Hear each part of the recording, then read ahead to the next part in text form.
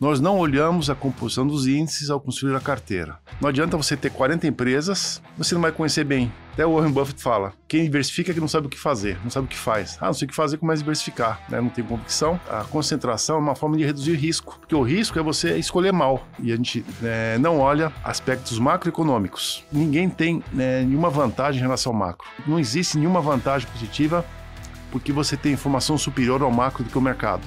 Agora as empresas sim. Quando nós olhamos Petrobras, o Itaú, o Vale, o mundo inteiro está olhando. Quanto menos pessoas estiverem avaliando uma empresa, a chance de você descobrir algo mal precificado é maior. 2/3 do ganho de um investimento em renda variável, em ações, ele vem dos dividendos e não do capital. Não é a apreciação da ação, não é a valorização das ações, é a valorização combinada com os dividendos. Então, se você pudesse resumir, como é o jeito Werner de investir?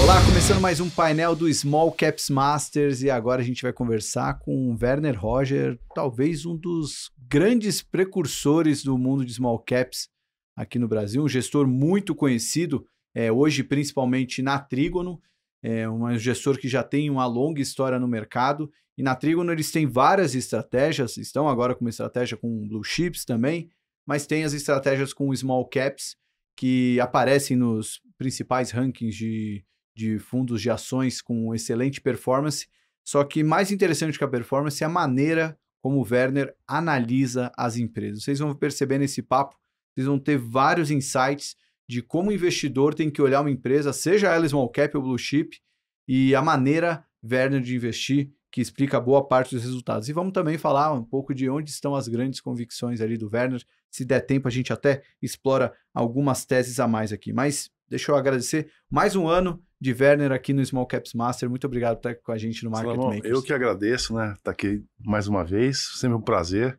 Né? E quem não conhece a gente, ainda não assistiu o livro, os Titãs ali também, surpresa. Então lá a gente conta um pouquinho, né? Mas a gente está aqui realmente tentando explicar como é que a gente faz de forma diferente, por que é diferente, né? E é uma coisa bem particular, né? Cada pessoa tem sua vida, né? Sua formação, e para mim, aprendi fazendo, né? Então, isso é interessante. Eu até separei aqui, a gente vai falar de algumas teses, de como ficar com uma tese por tanto tempo na carteira, né? Porque até você falou recentemente de Tupi, que acho que está há 17 anos na carteira. E não é só Tupi, não. E as nossas principais, é por aí, 17, 15 anos, né? Mas antes de entrar nessas teses, né? Até acho que vale a explicação da filosofia de investimentos Werner, acho que mostra por que essas empresas estão há tanto tempo na carteira.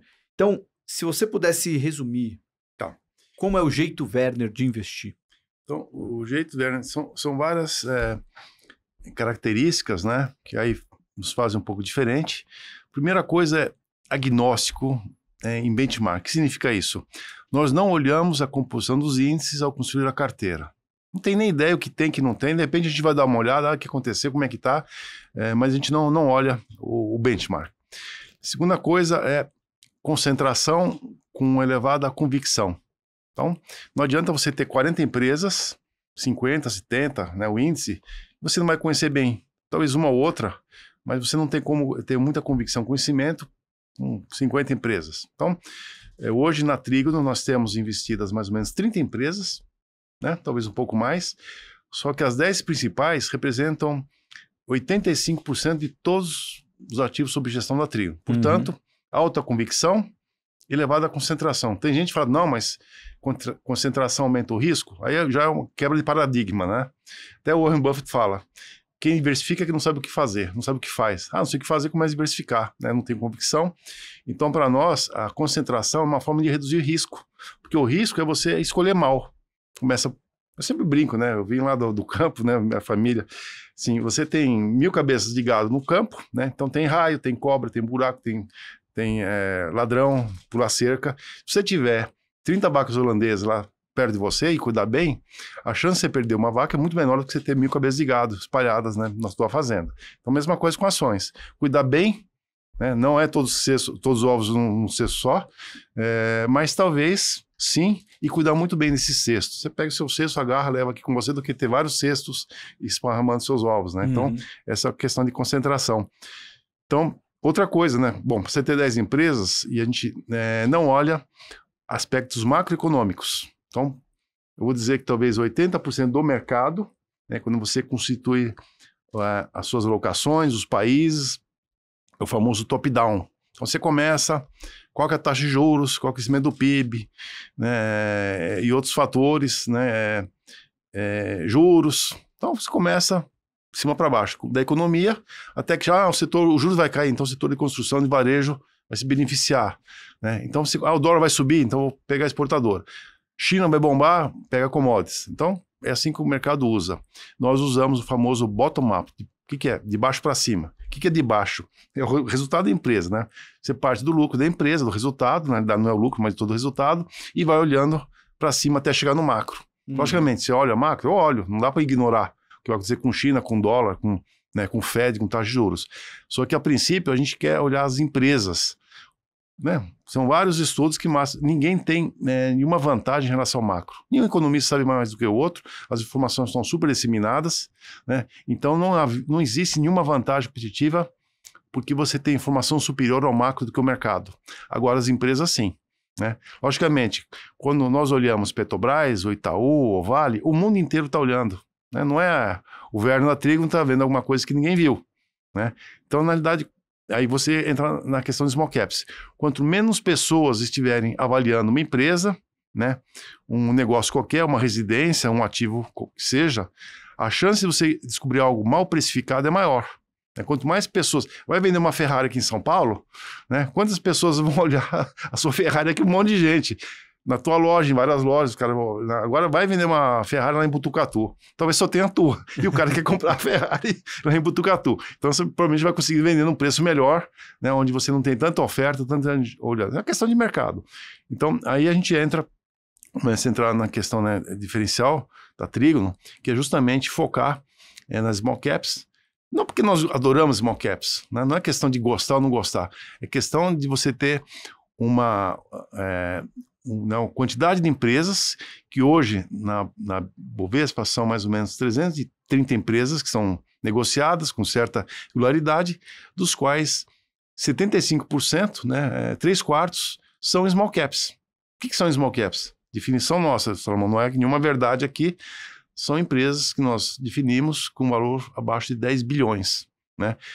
Dá um exemplo aqui. Russell 2000 é o índice de small caps mais tradicional nos Estados Unidos, onde a maior empresa do Russell tem um valor de mercado de 350 milhões de dólares, apenas. Para nós, nem microcap. Ela estaria uma microcap pequena. Para nós, microcap é abaixo de 3 bi. 350 milhões de dólares não é nem 2 bi.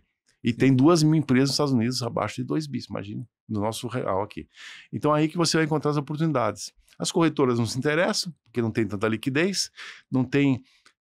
digamos, oportunidades de fazer negócios com a empresa, de emissão de eurobonds, fusões e aquisições. Então, as corretoras miram, né, olham aquilo onde o banco de investimento, né, o conglomerado financeiro, tem outros interesses. Né?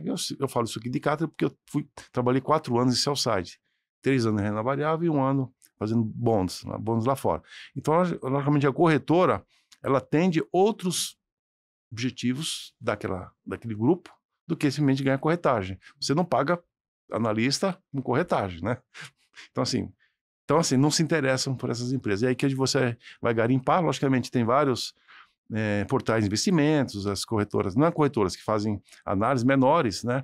Mas o público também que investe não é esse público grande, são as pessoas físicas e não os grandes investidores. Então, isso aí você vai direcionando, né? Então, já falei um monte de coisa. Outra coisa importante. Desculpa. Não, pode falar mais outra. Aí outra coisa diferente, né, que a gente aprendeu, que foi a forma como nós avaliamos as empresas. O mercado olha basicamente 2 formas, que é o fluxo de caixa descontado, o famoso DCF, né, que é bastante usual, né, ou também que pode ser usado como DDM, Discount Dividend Model, é a mesma coisa, só que você avalia os dividendos, que a Legg Mason, onde a gente foi associado lá, usava o DDM, e múltiplos, né? E o mais fácil é EBITDA, que é talvez um dos piores que existe, né? Só que é muito mais fácil você pegar o EBITDA, né? E o valor do mercado mais a dívida líquida, você vai chegar no EV, chegou no múltiplo, facinho, não tem muita... Faz uma linha, né? Uma média, que já é um grande erro, Você faz uma média. Só que essa média pega os juros de 14% e os juros de 5%. Ah, mas é 6 vezes o múltiplo. Mas 6 vezes quando? Então essa média devia ser móvel de acordo com taxa de juros. Só que o mercado faz uma reta, ó, não, está abaixo da média, está barato, está acima, está caro. Então a gente usa o valor econômico adicionado, o EVA, em português, né, o Economic Value Added, ou valor econômico criado, né, que nosso querido amigo professor Malvesi usa, né, o VEC, né, o EVA é uma marca registrada da Stern, hoje é Value Management, mas é Stern Stewart que criou esse termo. Então, depois eu explico o que é. Vamos lá. Eu até a gente já pode entrar nisso agora, porque você foi falando basicamente um pouco dos princípios e até dos filtros que você faz. E aí, feito isso, como é que você analisa a empresa? Como é que você chega à decisão de investir Portanto, a gente pega... Eu não tenho a verdade. O EVA, ele é uma boa ferramenta, mas não é a única. Então, nós atribuímos um peso ao EVA, que é um diferencial nosso. Nós atribuímos um peso ao EV/EBITDA, que o mercado olha. Atribuímos um peso também ao PL, que é muito fácil de fazer. Lá fora se usa muito o PL, o PI, né? Que é o valor de mercado dividido pelo lucro. E também o DCF, o mercado também olha. Então, nós atribuímos diferentes pesos para essas 4 formas de avaliar a empresa. E aí você vai chegar num valor X, né? O preço alvo, só que não termina aqui, né? O mercado basicamente usa o método e termina aí. Aí nós incorporamos um outro fator, que é o ASG ou ESG, né? Aí, que nós não concordamos com, para nós devia ser GSI, que é primeiro a governança, segundo as questões sociais e a questão ambiental, né, que vem também, mas quem define o S e o E é o G, a governança, são acionistas, né? E por que o S na frente? Porque é importante, é o homem, a sociedade, somos nós. A natureza está ao nosso serviço, e não o nosso serviço à natureza. Se não tivesse o homem, se Deus não tivesse colocado o homem aqui no planeta, né, deixava a natureza e os animais. Então, assim, a gente coloca o homem, a sociedade na frente, e, logicamente, respeitando o meio ambiente, né, a natureza, que está a serviço do homem, e não o contrário. Por isso, GSE. E de acordo com a nossa metodologia, temos uma metodologia que ela é qualitativa e quantitativa. Então, a gente olha as questões numéricas, né, e as questões também de avaliação aí subjetiva, né, a qualidade da gestão, da governança, etc, etc. Vamos dar um peso, né, digamos um rating, um score, que pode ser neutro. Essa empresa nem para cima nem para baixo, né, ela é neutra. Ela pode ser mais 5%, mais 10%, ou menos 5%, ou menos 10%, dependendo do C-score. Aquele preço que eu cheguei em R$30, preço da ação. Aí eu vou colocar, vai ser 30, vai ser 33 ou 27, né, mais 5, menos 5. Então, assim que a gente chega no valor-alvo. Aí eu vou olhar, bom, cheguei no preço 28. Quanto está a ação? Está 20. Opa, tem 40% de potencial. Será que vai chegar no 28? Talvez nunca chega, né? Então tem que dar um desconto ainda. Então não é 28, é 25. Né? Ainda sobra aí uns 10% assim, para me chegar no preço-alvo, o preço final, mas a gente dá um desconto em relação ao que seria o preço justo. Então, basicamente, é assim que a gente modela. 3 anos à frente apenas. Não adianta olhar 10 anos, 15 anos, 20 anos. Qual que é a taxa de juros daqui a 10 anos? Né? Ninguém sabe. Né? Então, se você errar na taxa de desconto, né, aí a diferença é muito grande. Taxa de crescimento, essa empresa vai crescer 5, 7, 3% na perpetuidade. Se você estiver numa recessão, ambiente de pouco crescimento, você vai ser mais, digamos, conservador. Quando o mercado está bombando, está um otimista, crescendo, vai crescer um monte. Então, depende do momento. Então, a gente usa só 3 anos à frente. Eu sei que o mercado gosta de há muitos anos, mas para nós perde a visibilidade. Então, chegamos aí, depois eu explico de novo, eu vou voltar lá no que é o EVA, tá? Então, chegamos num preço. Aí a gente olha dividendos, outro fator importante. Por quê? Porque 2/3, né, do ganho de um investimento em renda variável, em ações, ele vem dos dividendos e não de capital. Não é a apreciação da ação, não é a valorização das ações. É a valorização combinada com os dividendos. Nós fizemos um estudo na Trígono, né, pegamos as 25 empresas que mais se valorizaram nos últimos 25 anos, mais ou menos esse é o número. Nas small caps, 80% do ganho veio dos dividendos e 20% só veio da apreciação das empresas. E nas empresas grandes, aí tem Ambev, tem Itaú, Vale, Petrobras, etc., é mais ou menos 70%. Né? E também é importante. Mas por que aqui é 70% e ali é 80%? Será que as grandes empresas pagam mais dividendos do que as... Não, o contrário, não é verdade. O que acontece é que as pequenas empresas, small caps, no Brasil são negociadas com múltiplos menores, PL de 10. Se pagar 25% de dividendos, dividendos X. Se eu negocio a PL 14 vezes, os mesmos 25%, né, do lucro que é distribuído, o dividendos é menor. Então, assim, quanto maior o PL, menor o dividendos. Né? A única exceção é que nós descobrimos que destrói todos os paradigmas, as teses, é a VEG. A VEG, ela consegue crescer e cresce bem, né? Paga menos dividendos, talvez a que pagou menos dividendos de todas essas, só que ela tem uma questão que aí rebenta com tudo, não tem dívida. Como é que a empresa que cresce com caixa líquido faz aquisições e se valoriza tanto, né? Então a VEG destrói todas as teses. VEG ela tá é a exceção que confirma a regra, talvez. VEG tá cara, VEG tá cara, VEG tá cara. Agora tem muitas sites, corretoras que já, não, recomendo a VEG. No passado, ninguém recomendava a VEG. E a VEG está aí. As 10 maiores fortunas do Brasil hoje são os herdeiros da VEG. Tá?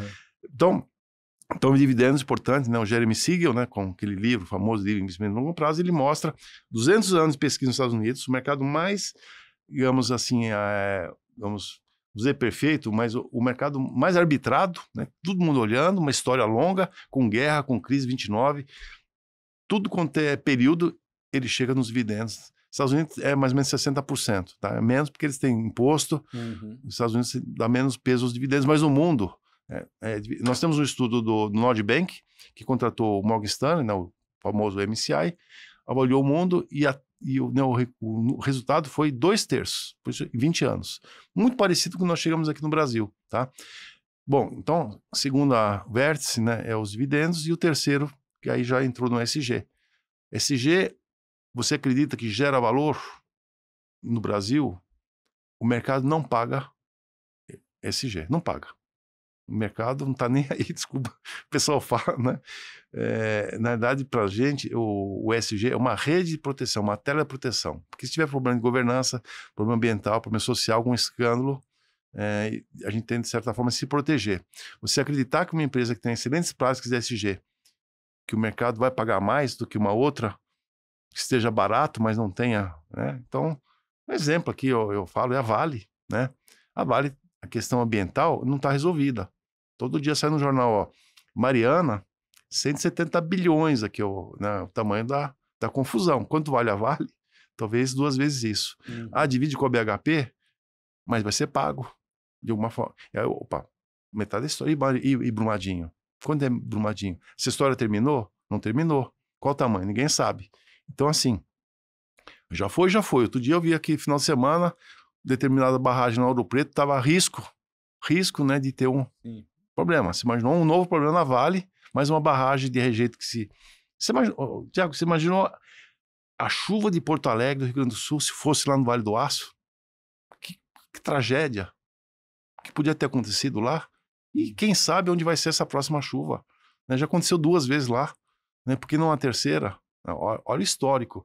Então, para a gente, o ESG é proteger, né, eventuais ocorrências como essa, né? E também, não estou acreditando que vai acontecer outra com a Vale, só que tem um passivo a ser pago ainda aí, né? Só que você olha as corretoras, o pessoal que vai... Ninguém põe isso aqui na conta, ninguém condena a companhia, ninguém dá um desconto. Tá entre as favoritas do mercado. Então, Petrobras, nada contra a Petrobras, mas é a empresa mais recomendada no mercado, é uma empresa de petróleo, né? Tem muita gente que não investe mais em petróleo. De novo, nada contra a Petrobras. Eu não tenho nada contra o petróleo. Eu invisto em Petrobras, invisto na PetroRio, na PetroRecôncavo, né? Mas, assim, muita gente que se diz SG, assim, o último, meio xiita, tá nem aí, né? Não se importa. Especialmente se estiver nos múltiplos, nos índices. Eu ia fazer até esse ponto da Vale. Problema, tá no índice, como é que eu vou não investir na Vale se tá no índice? E se Vale subir 100%, né? Se o minério dobrar de preço, eu consigo excluir a Vale da minha carteira, ou Petrobras, ou JBS, né, outros nomes aí, então o mercado, peraí, eu sou SG peronomútil.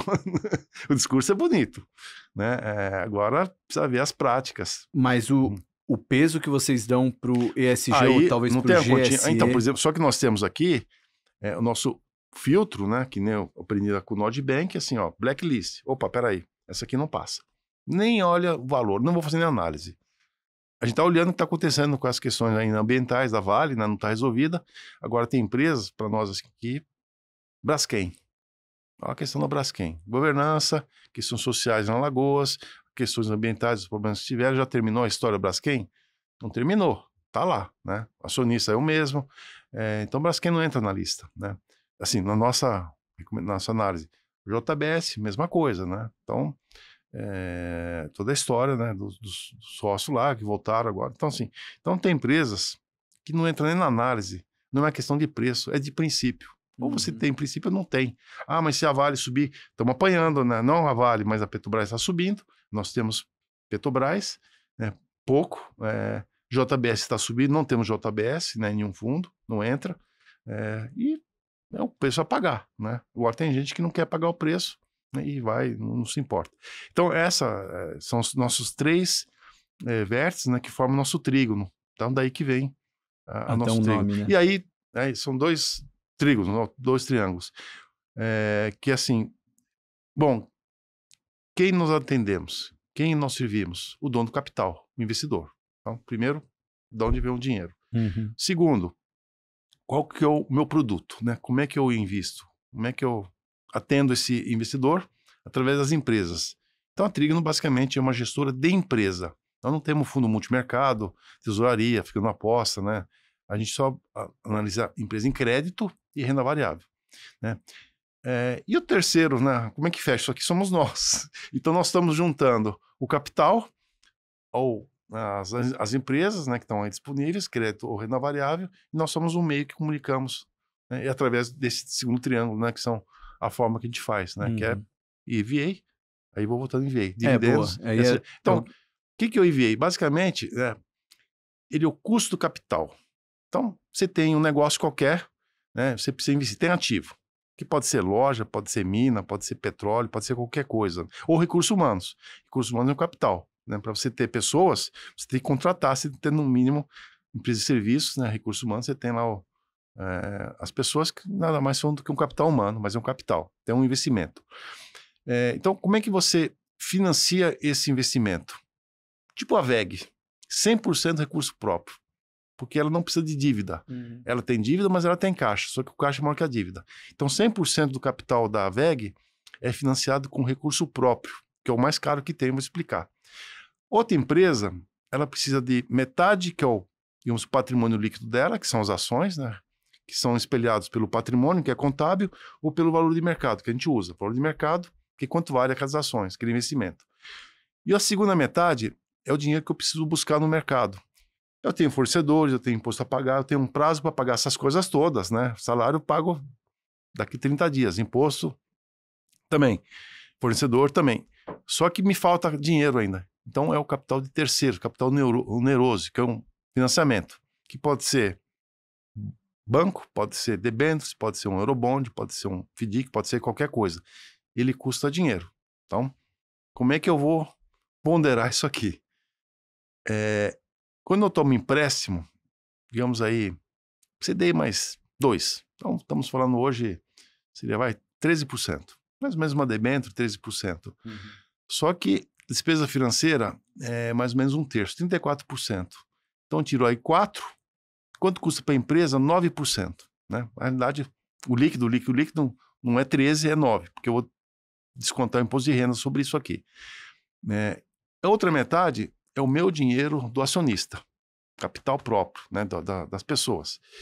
O que eu posso fazer? Eu posso investir lá no CDI, compro um CDB do Itaú, sem risco, tesouro direto, né? Ganho lá o Selic 11%, arredondando aqui. Deve subir para 11%, já vai estar com os 11%. Só que eu tenho outra opção e investir no risco. Posso abrir uma padaria, né? Posso fazer a trigo, ou posso investir em ações de uma empresa que tem na bolsa, são negociadas. Só que eu tenho um risco de fazer isso aqui, né? Minha padaria pode não dar certo, a trigo, de repente, também não foi para frente, botei meu dinheiro lá, a coisa não evoluiu, né? E as ações, elas têm risco, a empresa pode quebrar, pode não se valorizar. Então, chama-se o K, letra K, que chama-se Equity Risk Premium, é o prêmio por estar investindo em algo incerto. Ações é incerto, ninguém sabe quanto vai valer. Então, esse prêmio, você avalia de várias formas, né? Então, nós estabelecemos na Trígono hoje em 5%. Então, para mim, investir em ações, hoje, todas as nossas ações, não importa qual, né, nós vamos cobrar, né, um adicional, né, em 5%. Quanto me custa? 11, porque eu posso investir e deixar na Selic. 11 mais 5, 16. Então, eu vou ter que descontar a cada ano, né? O meu dinheiro me custa 16 hoje. Logicamente, amanhã pode custar menos. A Selic caiu, né? Só que, se for da VEG, é só 16. Então, eu tenho que descontar a VEG, é 16%. Puxa vida, mas a VEG, depois eu vou falar, mas a VEG remunera mais que 16%. Aí ela cria valor. Isso eu enviei. A diferença, quanto ela gera de valor, e eu vou explicar como. E o que custa isso aqui, esse é o EVA, né? O quanto que ela adiciona em relação ao capital investido. Agora, outra empresa, quando nós chegamos lá, metade é 9 e metade é 16. 9 mais 16, 25, é 12,5. Né? Então, uma empresa que tem dívida, eu estou dividindo o meu risco com o credor. Né? Então, para essa empresa, a taxa de desconto, que é 12,5. O termo usado aí é WACC, Weighted Average Cost of Capital, que é o custo ponderado do capital, meu e teu. No Amveg é 16 e naquela suposta empresa é 12,5. Logicamente, o 12,5 é mais fácil você remunerar, só que tem risco ali. Bom, isso é um lado. Qual que é o outro lado? Bom, eu falei que eu tenho os ativos, recursos humanos, máquina, sei lá, mina, qualquer coisa, floresta, custa 1 bilhão. Está lá investido 1 bilhão. Então, assim, no caso da VEG, esse 1 bilhão é capital próprio, na outra empresa, meio a meio, 500 milhões. E ela gera receita, gera custo, gera despesa, depreciação, que você tem que repor. Então, imposto de renda, você tira tudo, sobrou lá 150 milhões. Sobre 1 bilhão, 15%. O retorno de uma empresa foi 15 sobre 1 bi. Opa, mas na VEG é 16. Essa empresa destruiu o valor. Porque me custa 16, só que ela retorna 15. A outra, quanto custou? 12,5, mas você retorna 15. Você vê. O mesmo 15, mas depende da ponderação do capital, né, eu vou atribuir uma diferença. Olhando para o WACC, né, para o média ponderada, o custo médio ponderado do capital, parece que ela gerou valor, mas olhando para o equity, ela não gerou. Então, o que o CFO faz, o que o CEO faz, o que a diretoria faz para agradar o mercado, para avaliar o bônus? Eu vou gerar EBITDA. Então, assim, eu vou melhorar minha margem. Como é que eu melhoro minha margem? Eu vou comprar a máquina mais moderna, estado da arte que tem, vou pagar zilhões, vou financiar. Meu EBITDA saiu de 300 para 400. Minha margem era 15, foi para 17%. Né? Tá todo mundo feliz. Olha, ampliou as margens, o EBITDA cresceu. Né? Lá os acionistas estão felizes. No entanto, o dinheiro, o esforço que ela fez não compensou. Aquele EBITDA adicional que ela gerou, a margem que ela gerou, o custo de capital não compensou. Só que o mercado não olha isso, só olha o EBITDA, a margem, o crescimento do EBITDA, não olha o custo do capital. Então, basicamente, o IVA é isso, ele olha, né? É uma empresa que usa o IVA para cada investimento que ele vai fazer, vou comprar uma máquina, vou contratar gente, vou comprar terreno, vou incorporar, de onde vem esse capital? Né? Do acionista, do banco, né? E você vai ponderar investimento a investimento, cada projeto, vai disputar entre eles, né, qual dá maior retorno com menor custo de capital. E esse é o princípio IVA. Só que os conselheiros não sabem, né, muitas vezes os acionistas não sabem, né, os executivos talvez saibam, mas ele sabe se olhar o IVA, talvez ele não tenha um bônus. O nosso analista, o Pedro, né, quem nos acompanha, sim, acabou de vir lá da Dom Cabral, está fazendo o curso, todo mundo tem que fazer Dom Cabral. Quer ser gestor? Eu já fiz há 11 anos atrás. Então, assim, 90% dos conselheiros e dos acionistas não sabem que EVA, não usam EVA. Então, esse é o problema. E a Dom Cabral começa o curso basicamente ensinando EVA. Logicamente, não chama de EVA, ou até chama, né, mas esse é o princípio, né? E é assim que a gente faz. Só que a gente usa esse princípio como se eu fosse uma empresa, né, eu usando uma ferramenta, só que nós usamos para avaliar cada empresa investida, né? E a gente aí compara. Empresa que gera EVA, né, você não investe, posso investir. Ela está tão barata que mesmo não gerando valor, o desconto é tão grande que de repente compensa, né?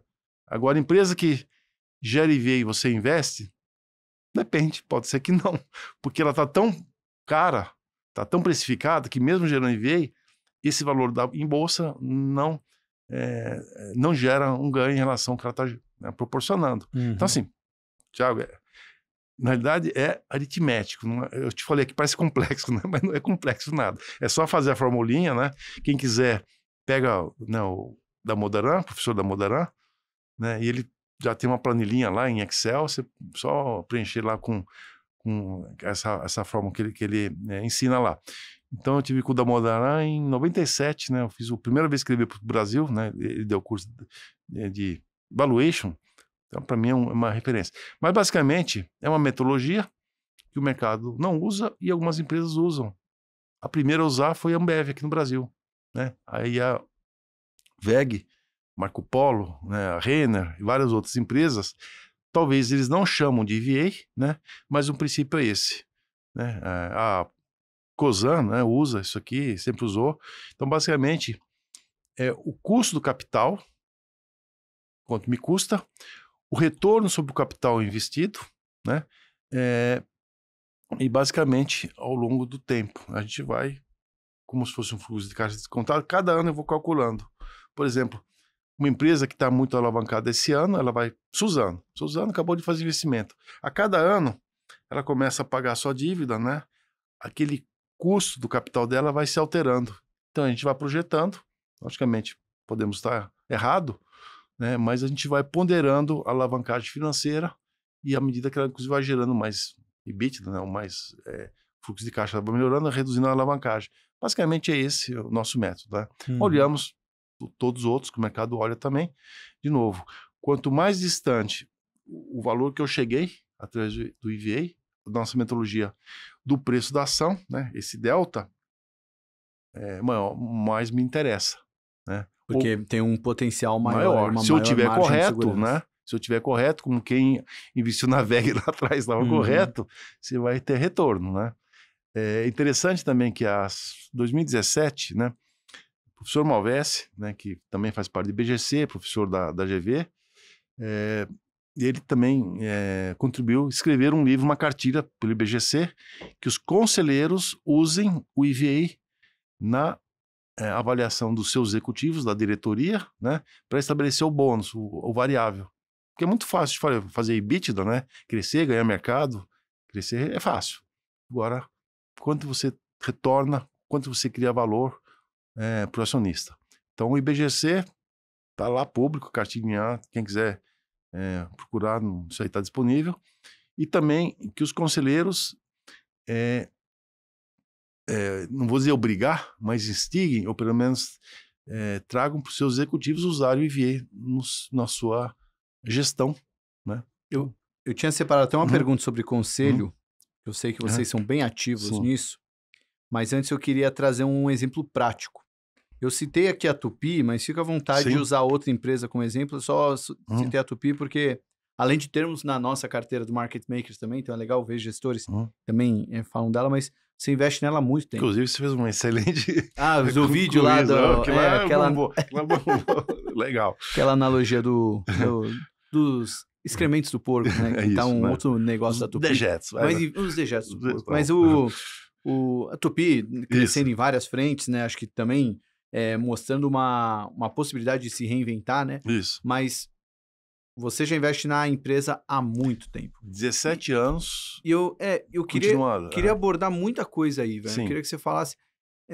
Porque, primeiro, como ficar tanto tempo com uma empresa dentro de um mercado que é tão imediatista, né? O mercado financeiro, de uma maneira geral, é imediatista, e no Brasil, então, o juro mais alto até te exige entregar resultado consistentemente. Isso atrapalha quem tem uma visão de longo prazo, ou até ajuda para quem monta a posição, mas às vezes o passivo não entende. Sim. E como perceber mudanças na empresa também, porque se as pessoas, todo mundo muda em 17 anos, imagina uma empresa, a própria Tupi, passando por várias transformações importantes. Enfim, como é que é ter um relacionamento tão longevo com uma empresa? Então, eu acho que, bom, eu sou casado há 42 anos, né? Quanto? 42, né? 42. Pô, não sei quantos Não pode errar. 42, né? Então, assim, acho que é conhecimento. Quanto mais você vai se relacionar... Normalmente, você casa, namorou, não sei. Eu namorei 1 ano só. Imagina, eu namorei 1 ano e casei. Eu namorei à distância. Minha esposa estava no interior, eu estava aqui. Eu pagava uma conta de telefone, meu pai brigava com a gente porque tinha que ligar.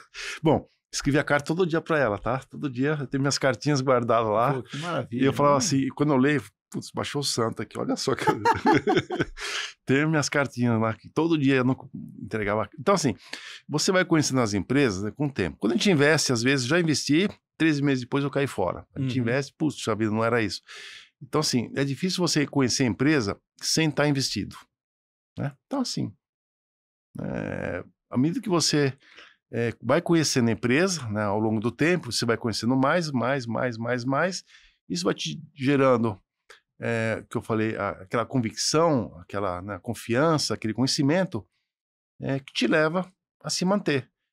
E eu digo assim, cada vez que eu converso com as empresas, que eu vou na fábrica, que eu tenho uma reunião qualquer, eu aprendo, por incrível que pareça, eu estou sempre aprendendo. Puxa vida, não sabia isso aqui, aprendi um pouquinho. Então, é uma continuidade de aprendizado. A gente vai aprender a vida inteira, a gente vai morrer aprendendo. Não adianta, você vai ler mais uma coisa, quem estiver lendo, se interessando por coisas diferentes, né, você vai estar sempre aprendendo, sempre adiciona. E a empresa é a mesma coisa. E a Tupi, né, ela é uma empresa que ela vai se reinventando, né? A gente começou lá em 2007, né? Aí fez lá o follow-on, né? Aí ela fez a aquisição no México. Na verdade, ela fez a aquisição no México, depois ela falou follow-on, justamente para ajudar, né? E aí você tinha que digerir aquele negócio que veio do México e a empresa foi indo, né? Começou a olhar outras oportunidades. Aí veio a Texid, né? Que foi um investimento, segundo eles, 5 anos de namoro. 5 anos. A Fiat, né, que era a Stellantis, no princípio eu queria cobrar 2 vezes mais do que o valor que foi negociado afinal, né, e queria enfiar um negócio de alumínio junto, que a Tupi falou alumínio, nem pensar. Até você separar alumínio e pagar o preço que a Tupi quis pagar, demorou 5 anos, até que realmente funcionou. E aí veio outra oportunidade, a MWM. Quando você acabou de comprar a Texid, até foi uma surpresa, a gente não esperava, né, comprar ao final, que é uma fábrica de motores, né? E a gente acha que não vai parar nisso, que agora você falou, né? A questão do agronegócio, que vai ser um negócio muito importante, muito relevante, e eu acho que a Tupi não vai parar por aí, né? Investindo agora no aftermarket, talvez alguma aquisição, né? Tá sempre de olho, estamos lá, o hidrogênio, tá olhando lá o reciclagem de baterias, então é uma empresa que está se reinventando, né? Então, e nos surpreendendo, como foi o caso da MWM, e gerando valor. Então, assim, é uma forma que a gente vai sempre olhando 3 anos na frente. Outra coisa interessante, né, que até o pessoal não entende bem, que nós temos o nosso fundo de dividendos. Não falei que dividendos é importante para a gente? Eu tenho um fundo de dividendos, né, que é o Delfos, e onde o dividendos é importante, e a Tupi não tem pago dividendos nos últimos 3 anos, ou pagou pouco, né? Por quê? Porque 2/3, não falei que 2/3 vem de dividendos? Vem, só que 1/3 vem de outras coisas. Crescimento, né, valorização das ações, as aquisições. Então, a Tupi fez 2 grandes investimentos, né, agora está, e mais investimentos em hidrogênio, investimento no agro, investimento nas baterias, em tecnologia, nas próprias empresas investidas, que ela está investindo ainda nas investidas, né, então ela está se preparando para um novo ciclo de crescimento que está acontecendo, que no futuro nós acreditamos que ela vai pagar dividendos. Então, eu vou agora, digamos, surfar essa onda do crescimento, né, dessa monetização desses ativos, e lá na frente eu vou colher os dividendos, que ela realmente vai gerar muito caixa, e nesse momento talvez eu estou olhando a valorização das ações, né, e menos dividendos. E na frente a gente espera que pague mais dividendos e talvez continue crescendo, tá? Então essa é a forma da gente avaliar empresas. Schultz, outra coisa, né, outra empresa de Joinville, mesma coisa, né? Começou lá em 2007. Schultz abriu capital em 95, eu lembro, porque eu fazia sell side do setor, eu cobria a IOSP, Randon, Plaza, aí surgiu o Schultz, né? E a gente está investindo em Schultz, que a gente chama a nossa veguinha, né? Muito parecida com a VEG. Kepler, a gente entrou em 2010, né? Então são quantos anos? 14 anos.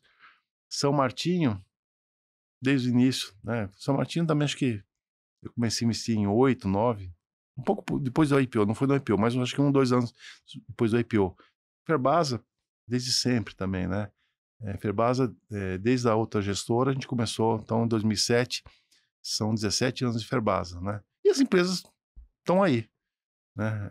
Continuam entregando valor, se reinventando, então é a forma que a gente vai mantendo. Werner, 2 perguntas em uma, que eu acredito que seja a grande dúvida ou dificuldade de qualquer investidor, seja iniciante ou um investidor experiente, de não vender quando uma ação já subiu demais e não mudar a carteira.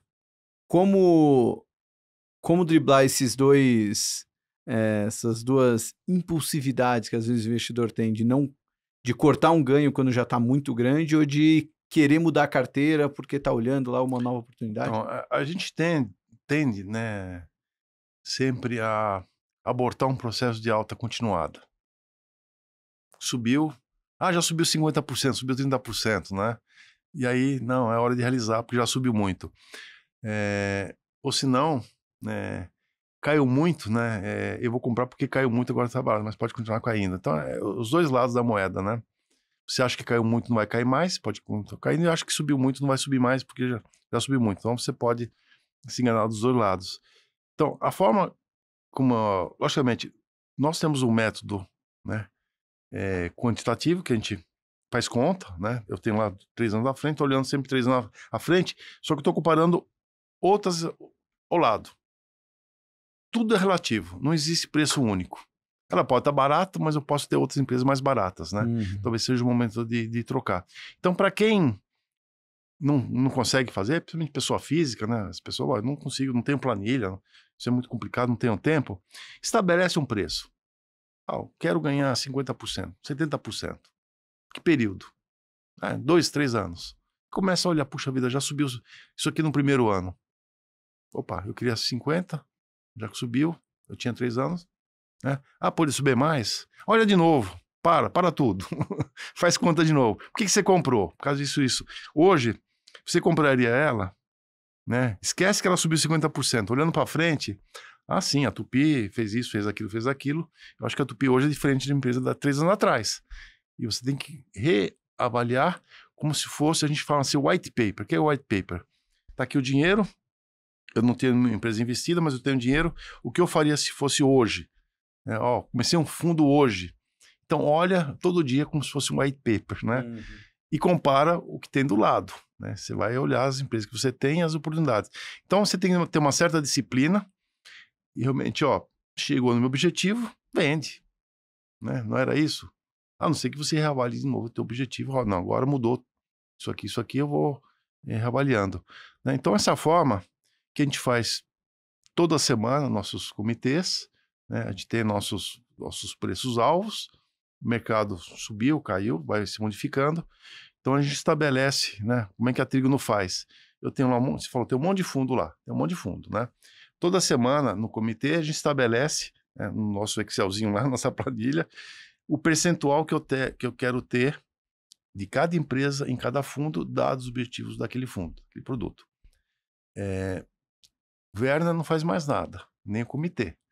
A nossa trader, a Alessandra, que ela sabe que tem que manter próximo, logicamente não sai comprando todo dia, mas ela não precisa me perguntar o que compro e o que eu vendo, né?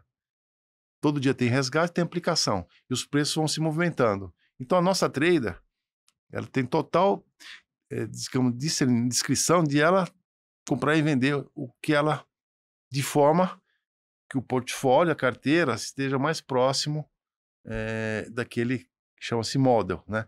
A não ser que aconteça uma coisa excepcional, eu falo, Berno, tá acontecendo isso aqui, o que eu faço, né?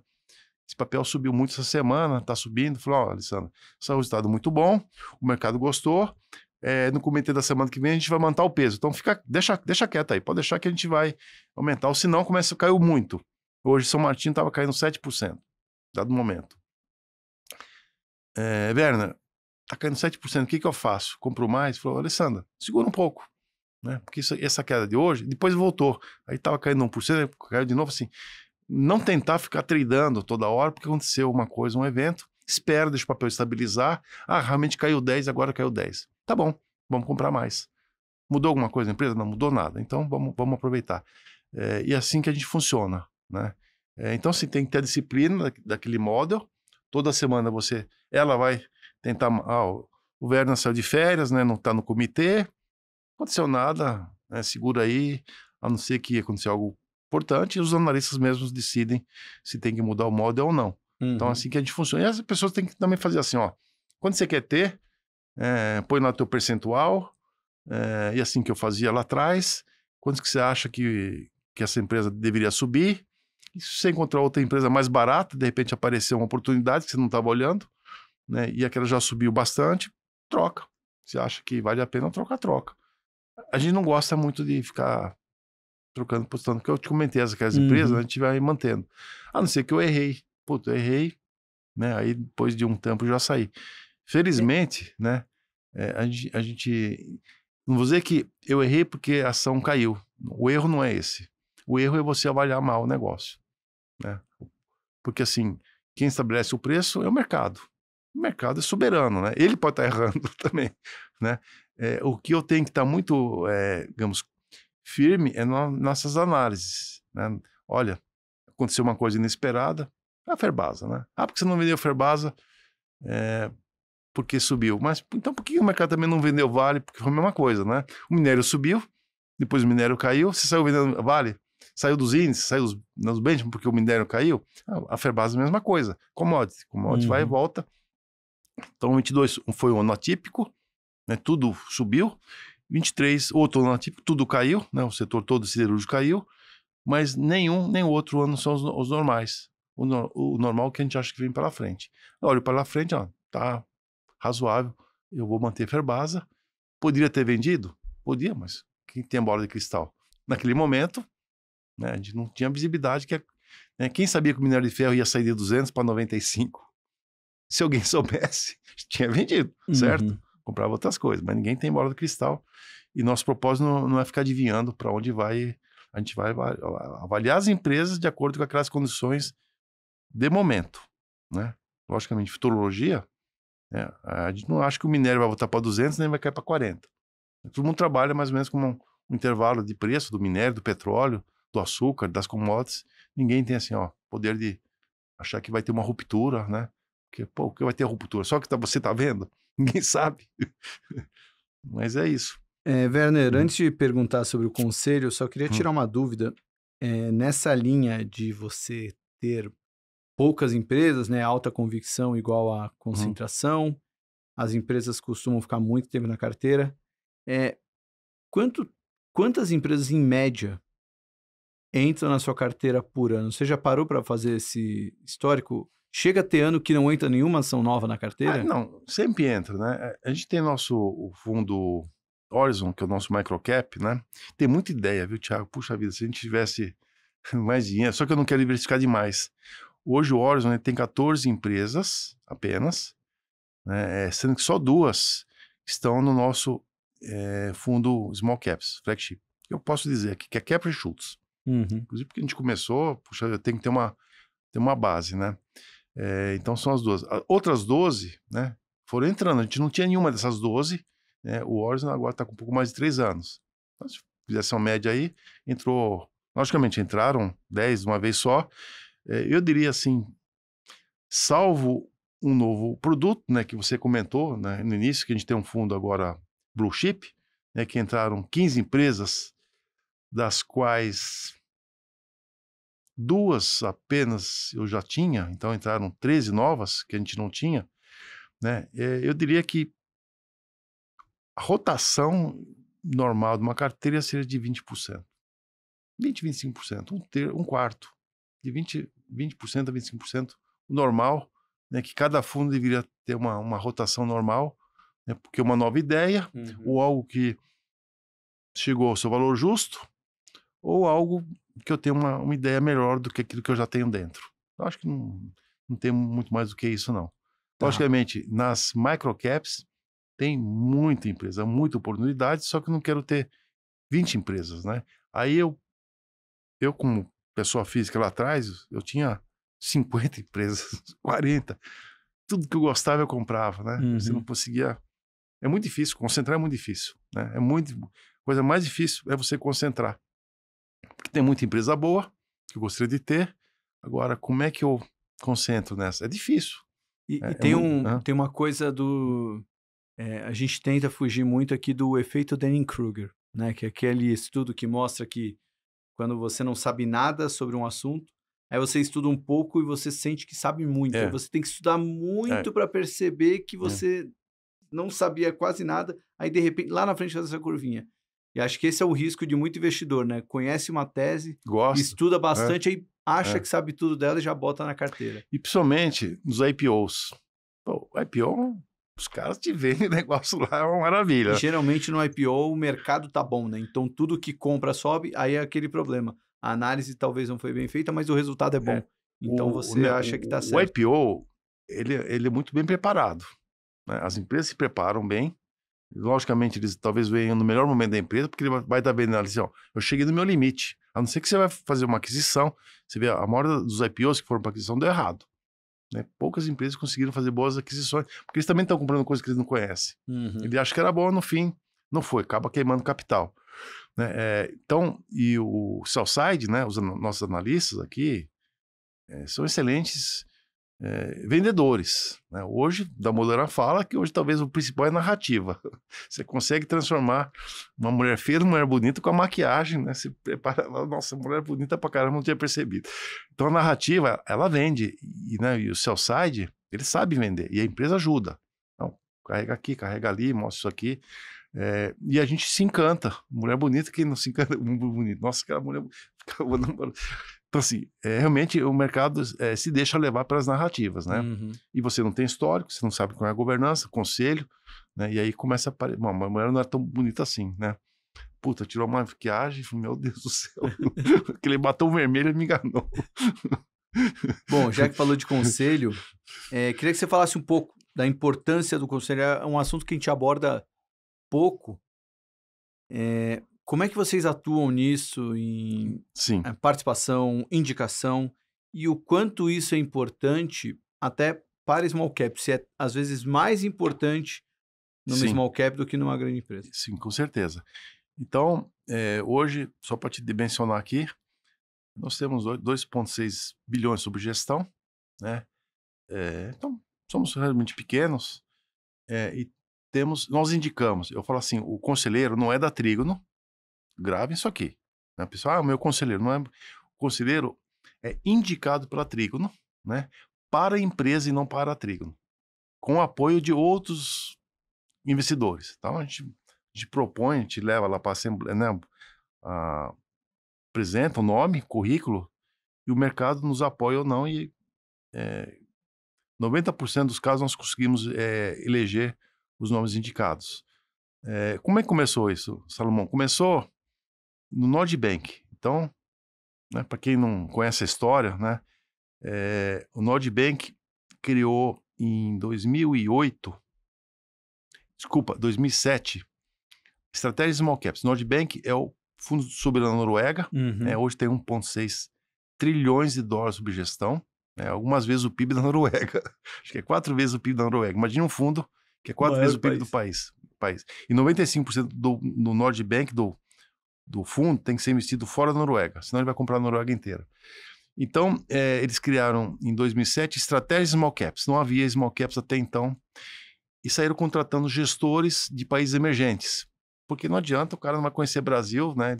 Nordbank tem 300 funcionários. Imagina isso aqui, investir todos os recursos. Então, eles contratavam gestores de países emergentes, né? Principalmente. E aí, nós, né? Eu caso, né, como gestor. Vim de crédito, minha formação foi de crédito e, curiosamente, nos escolheram para ser o primeiro gestor da América Latina do Nordbank, não de small caps, de tudo. Eles até então não tinham nenhuma gestor terceirizado, era tudo índice. Compra índice, cola no índice, né? Basicamente era um fundo, estratégia passiva na América Latina, porque eles não tinham conhecimento. Hoje acho que são 6, 7 gestores diferentes e a gente foi escolhido porque eu não tinha histórico, né? Eu estava lá fazendo gestão de renda variável há menos de um ano. Foi a minha formação em crédito, em empresas. Eu falo, eu sou hoje, eu sou um analista, sou analista gestor. Tem gente que é gestor nunca foi analista. Você lê um monte de relatório, a opinião, você forma a sua opinião baseada na opinião dos outros. Aí você filtra tudo e toma uma decisão. Eu continuo analista como sempre fui. Eu faço 42 anos fazendo análise, né, planilhando, lendo balanço. E o Nordbank, ele é talvez eles têm como propósito ser o fundo de melhor governança do mundo, o objetivo deles. Nós queremos ter a melhor governança do mundo, e um dos princípios da boa governança é indicar conselheiros. Então, tem que ter conselheiro nas empresas que eles investem. E aqui no Brasil, começou em 2009, vai ter assembleia, né? A gente não entende nada de Brasil, indiquem o seu boletim, como é que você vai votar, né?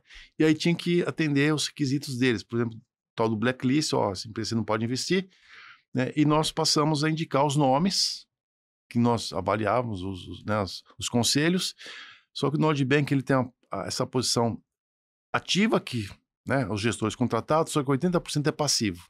Então, quando eu tinha, por exemplo, eu tenho Marco Polo, Polo como gestor, só que Marco Polo estava no índice da FTSE ou do MSCI, já estava lá no índice. Então, ele tinha Marco Polo já.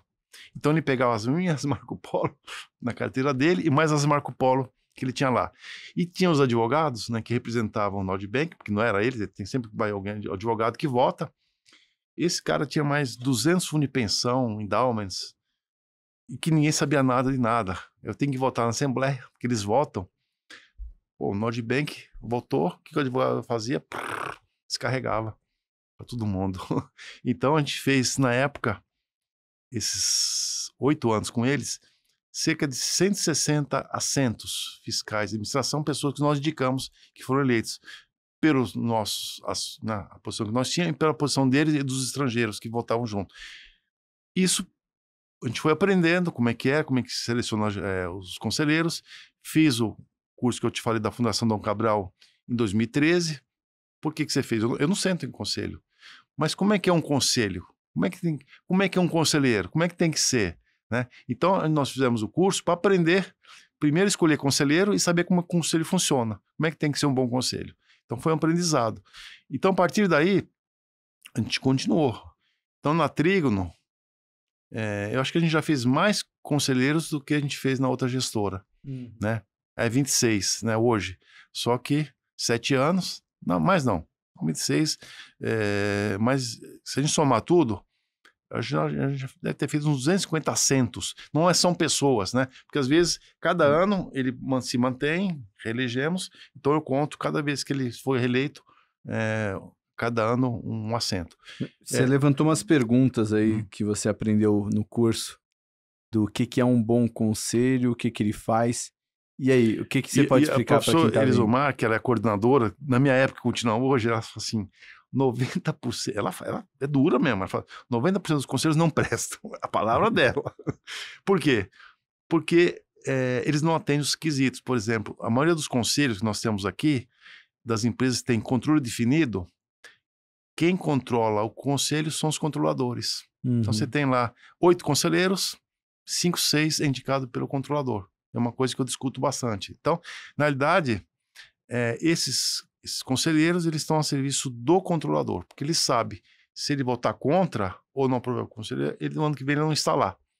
É remunerado, provavelmente ele quer, né? Porque hoje boa parte dos conselheiros são profissionais, não está lá por esporte, né? A maioria dos conselheiros, ele só faz isso, né? Ele vive disso.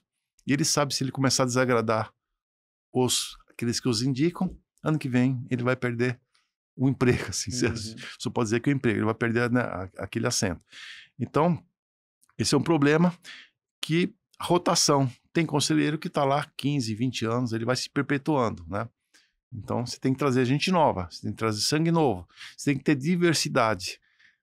Empresa de engenheiro gosta de ter engenheiro ao seu lado, né? Mas você tem que ter o cara de mercado de capitais, você tem que ter um cara que talvez tenha uma visão mais humanística de recursos humanos, você tem outra pessoa, talvez tenha um conhecimento ambiental, né? Questão de pauta ESG. Então, você tem que ter um conselho com diversidade de competências, né? O que é competência? Competência é o teu conhecimento. Não é que você é mais competente que o outro, né? Você é melhor que o outro. Não, eu conheço, só que eu sou engenheiro, conheço engenharia. Não, eu sempre fui financeiro, conheço a área financeira, mercado de capitais, trabalhei em banco, então minha competência é financeira. Então você tem que olhar aquele conselheiro, como é que está composto, que falta, né? E às vezes falta muita coisa. Mulheres, diversidade, olhar feminino. Hoje, né, deveria ser pelo menos um terço, que é a dificuldade de achar candidatos. Felizmente, hoje na Trigo, nós temos já um banco de conselheiros enorme, já conseguimos identificar, só que falta capital. Hoje, dos 26 conselheiros, né, 7 são mulheres, ou assentos ocupados por mulheres. A gente gostaria de ter ano que vem 30 assentos indicados e 10 mulheres, um terço, 33% mulheres. Então, você tem que ter esse lado feminino também, né, que aí complementa a questão, né, todo mundo olhando do mesmo jeito. Então, basicamente, a gente olha os conselhos, né? Quando você olha no formulário de referência ou na proposta de administração, onde os conselheiros são apresentados, tem o currículo dele, e você começa a perceber, puxa vida, ele é ligado ao controlador. Já trabalhou na empresa, tem uma relação com o controlador, então você começa a ver quem indicou quem. Esse é o problema, saber. E às vezes você tem empresas que 100% dos conselheiros são indicados pelo controlador. Aí eu já discuti com alguma empresa, né? Seu fulano, todos os conselheiros são indicados pelo senhor. Ele falou, Werner, isso é verdade, mas eles são independentes. O que é independente? Não, independente, sim, que nem você está me indicando alguém me indicou, eu fui lá e segui a orientação dele, eu peguei no IBGC. Sim, mas quem indicou? Foi você. Ele assim, ele está meio com o rabo preso ali, né? Porque se ele começar a divergir, será que ano que vem você vai reconduzi-lo, né? Então você acaba ficando muito amarrado com os nomes que você apresentou, porque você gostou dele, teve uma química pessoal ali, ele gostou de você, te impressionou, ou o conselheiro mesmo, ele, puxa, eu tenho que agradar o chefe aqui, né? Porque se eu for muito desacordo com ele, ele não vai me indicar. Então, o que nós defendemos, né, junto com a CVM e com a Bolsa, é que a parcela que esteja no float, né, ou que não seja do controle, pelo menos esses investidores tenham garantido 2 ou 3 conselheiros. Depende da quantidade de conselheiros, né? Que não, porque hoje o que é dependente? Qual é o conceito de dependência? Que não trabalhou na empresa nos últimos 3 anos e não foi consultor nos últimos 3 anos. Acabou. Né? Se é amigo, relacionado, né? Primo, sei lá o quê, é independente. Esse é o conceito. Então, ele não entra no mérito, né, de quem indicou, né? Por exemplo, a gente defende um fundo, nós temos resgate, temos aplicação, temos certos objetivos, e aquele controlador perpétuo, ele não vai vender a empresa nunca. Ele tem um objetivo que às vezes não é o nosso objetivo, né? Então você tem que ter, puxa vida, ter um cara de mercado, que são os fundos, os gestores, fundo de pensão, né, seja o que for, que de repente o objetivo dele é diferente do controlador que não vai vender a empresa. Então você tem que ter os dois pontos de vista, né? Às vezes eu quero, puxa vida, por que não paga mais dividendos? Não, só quero comprar, eu quero caixa para ficar comprando a empresa. Pô, mas eu quero dividendos também, né? Não é só comprar. Então você tem que estar, conselheiro, né? Vai lá e fala, ó, você tem que pagar mais dividendos. Recompra os dividendos, né? Da nossa visão. Eu acho que às vezes é mais interessante recomprar do que pagar dividendos, né? Não quer fazer recompra? Então paga dividendos que eu compro mais as ações. Então, assim, você tem que ter uma voz que represente os minoritários. E hoje não existe essa obrigação. A diversidade, a competência, né? Aí você vai ter um conselho que atue para a empresa e em benefício de todos os investidores. E não especificamente para o controlador, né? A dificuldade hoje, a gente tem uma corporation, que é o Kepler. Kepler, quem que é o controlador? Não tem. Né? Nós somos o maior investidor da Kepler, né? Mas nós não somos controladores. Aí tem outros conselheiros que a gente tem que compor e ver o que é melhor para todo mundo, né? Que atende a todos os objetivos. Então, na Dom Cabral, lá quando a gente fez o curso, né? Qual que era um case. Você fecha o curso, assim, é um case. Então, eu representava um grupo onde eu era o CFO, eu CEO alinhado, né? E a proposta era comprar uma empresa de PVC, isso tudo fictício, né? Uhum. Vamos comprar uma empresa de PVC no Nordeste, vamos crescer no Nordeste, nós estamos no Sudeste, novos mercados, etc. O Nordeste vai crescer. Só que poder, né? Mais empresa, mais negócio. Então, o CFO e o CEO alinhados, vamos defender. E quem que era o outro lado? Tinha lá a família, que era a dona, tinha os fundos de pensão, tinha os fundos e pessoas físicas. Cada um com propósito, né? E a dinâmica desse caso era assim, a gente querendo convencer a comprar e cada um queria uma coisa, né? O controlador, ele também não sabia muito bem o que ele queria. O fundo de pensão queria dividendos, né? O pessoa física queria valorizações para vender. Então, essa foi a dinâmica. E a vida real é assim, né? O controlador tem um propósito e dependendo do tipo do investidor, cada um tem o seu propósito, né? O Nordbank, perene, vai ficar lá para sempre, né? Ele é boas empresas para perenizar, né? O fundo, que é basicamente o fundo de previdência e dos recursos do país. Então, esse é o objetivo muito longo prazo. Pessoa física, ele quer um tiro muito rápido, né? Ele quer comprar hoje, quer valorizar e logicamente, quando surge uma história de fusões e aquisições, geralmente a ação sobe. Puta, subiu 30%. A Azul vai comprar Gol ou vice-versa, a ação já sobe, você não sabe se é bom, já sobe.